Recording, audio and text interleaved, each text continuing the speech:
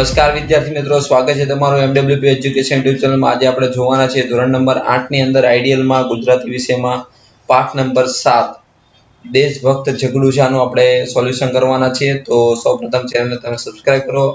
Next હવે આપણે solution તરફ જઈએ। એમાં પહેલામાં આવશે વિશળદેવનો દરબાર કયા શહેરમાં છે? તો પાટણ। પાટણના રાજા માટે જગડુશા કયું વિશેષણ વાપરે છે? તો પ્રજાવત્સલ।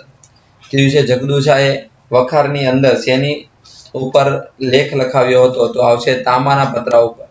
એના પછી લેખના અનાજ કોની માલિકીની બતાવ્યું હતું? તો દેશની પ્રજાની। આ પાઠમાં જગડુશાનો નગર શેઠ તરીકે કયો અભિગમ પ્રગટ થાય છે? તો કે માનવતાવાદીનો। દેશભક્ત જગડુશા પાઠમાં કયા શહેરની વાત કરવામાં આવી છે? તો પાટણ। પાટણના રાજાનું નામ શું હતું? વિશળદેવ। જગડુશા ક્યાંના શાહ સોદાગર હતા? તો આવશે કચ્છના।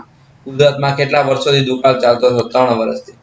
રાજા વિશળદેવ કોના દુઃખને પોતાનું દુઃખ માને છે? પાટણની વસ્તી। ખાલી જગ્યા તે જોશી જ આ વર્ષે વરસાદ નથી, મારી નાકડી રેયત ભૂખે મરે, મૂડી ધન સારો મા બાપ છોકરાને વેચે છે। એના પછીનું છે આપણે ખરા ખોટાની અંદર દરેક વિધાન સત્ય આવે છે। એના પછીનો પ્રશ્ન નંબર 4 છે વાક્ય કોણ બોલે? પેલું, મહારાજ ઓચિંતાનો કેમ યાદ કર્યો મને? તો આ વાક્ય જગડુશા બોલે છે। એના પછી આ વર્ષે વરસાદ નથી, શું આ વાક્ય રાજા વિશળદેવ બોલે છે। કચ્છના શાહ સોદાગર શેઠ જગડુશા પધારે, આ વાક્ય દરબાન બોલે છે। પછી એક વાક્યમાં પેલું, દેશભક્ત જગડુશા પાઠ્યનો સાહિત્ય પ્રકાર શું છે? તો એમાં આવશે નાટક। આ પાઠના લેખકનું નામ છે રમણલાલ સોરી। રાજા કોનો સત્કાર કરવા માંગે છે? રાજા શાહ સોદાગર જગડુશાનો સત્કાર કરવા માંગે છે। પાટણમાં કોની માલિકીની વખારો આવેલી છે? તો કે જગડુશાની માલિકીની વખાર। ગામમાં જગડુશાની કેટલી વખારો હતી? તો કે 40 વખારો હતી।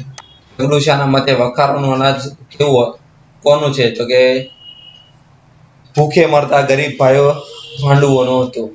જગડુશા શો વ્યવસાય હતો? ગામે ગામે ફરી અનાજનો મોટો વેપાર કરતા હતા। પત્રાના લેખ કોણ વાંચે છે? પત્રાનો લેખ પંડિત વાંચે છે। જગડુશાની સરખામણી કયા દાનવીર સાથે કરવામાં આવી?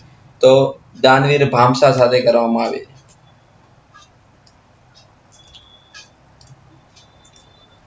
નેક્સ્ટ હવે સમાનાર્થી શબ્દ છે એનું સોલ્યુશન કરવાના છે। એમાં પેલું વર્ષ લખાય, ટીપણું એટલે કે પંચાંગ, ઉદાસ તો ગમગીન, લાકડી તો ગરીબ, રૈયત તો પ્રજા, ડીલ તો તન અને દેહ, ધાન તો અનાજ, દામ તો કિંમત, તકલીફ તો મુશ્કેલી, કારમો તો ભયંકર, લાજ તો શરમ, પાંદડું એટલે પાન અને પણ। વિરોધાર્થી શબ્દ લખવાનું છે। રાજા એટલે પ્રજા, પહોળું તો સાંકડું, જીવાડવું તો મારવું, માલિક તો નોકર, સારું તો ખરાબ, શહેર તો ગામડું, સુકાળ તો દુષ્કાળ, સુખ તો દુઃખ, જય તો પરાજય, દેશ તો પરદેશ, હિંમત તો ના હિંમત, નિરાશા તો આશા। ચલો જોડણી સુધારવાનું છે। એમાં પેલું ટીપણું, તો આ પ્રમાણે એટલે કે જોડણીના શબ્દ તમને આપેલા છે તે પ્રમાણે તમારે લખવાના છે। એના પછીનો આપણે રૂઢિપ્રયોગનો અર્થ આપણે લખવાનું છે। એમાં પેલું આંકડા માંડવા એટલે કે ગણતરી કરવી। જોશીજીએ આંકડા માંડી વરસાદની આગાહી કરી।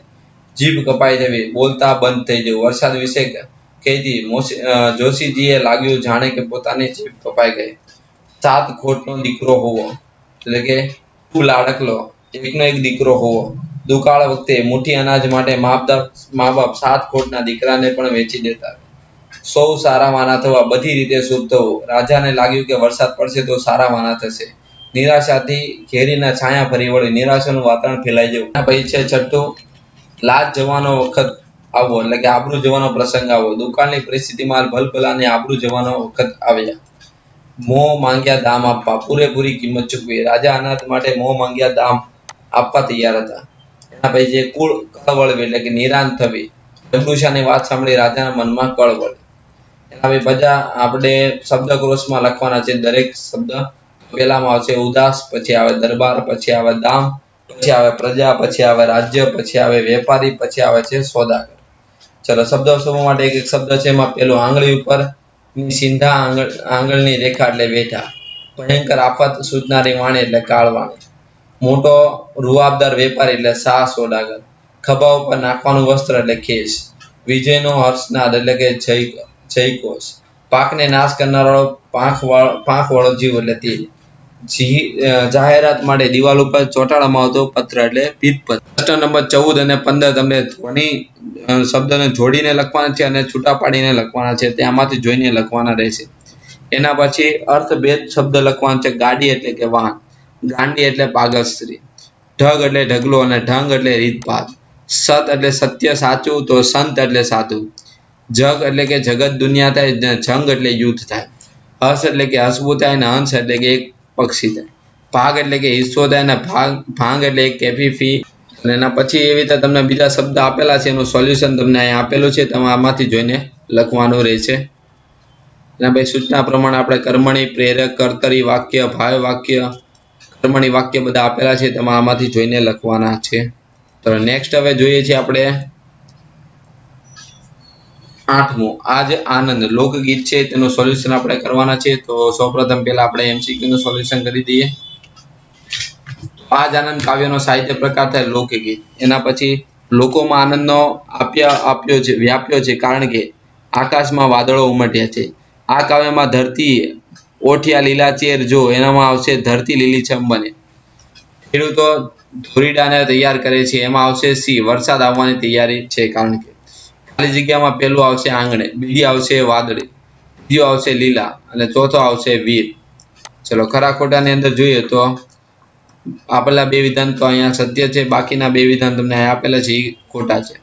તો પ્રશ્નના એક એક વાક્યના ઉત્તર લખવાના છે. એમાં પહેલો, વાદળી કઈ દિશામાં ચડી છે? તો વાદળી ઉત્તર અને દક્ષિણ દિશામાં ચડી છે.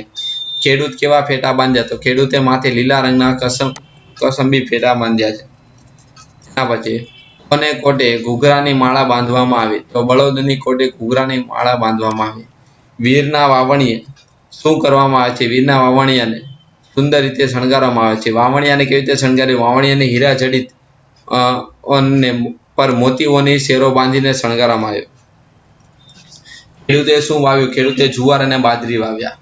કવિએ સરિતાના પ્રવાહ વિશે કઈ કાવ્ય પંક્તિ રજૂ કરી? કવિએ સરિતાના પ્રવાહ વિશે સરિતાની શેરું ચાલી જો જોરમાં રેલોલ એવી કાવ્ય પંક્તિ રજૂ કરી. આ કાવ્યમાં ગાય માટે શબ્દ કયો વપરાય છે? તો કે ગૌરી. ખેડૂત અને એના બળદો શાનાથી શોભી રહ્યા છે?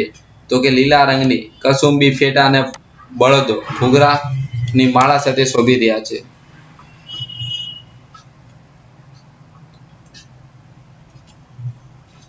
એના પછી સમાનાર્થી શબ્દ છે. એમાં પેલું ધોરીડા તો બળદ, વીર તો ભાઈ, ડોક તો ગળું ગરદન, લલાટ તો કપાળ, ચીર તો વસ્ત્ર અને સરિતા એટલે નદી.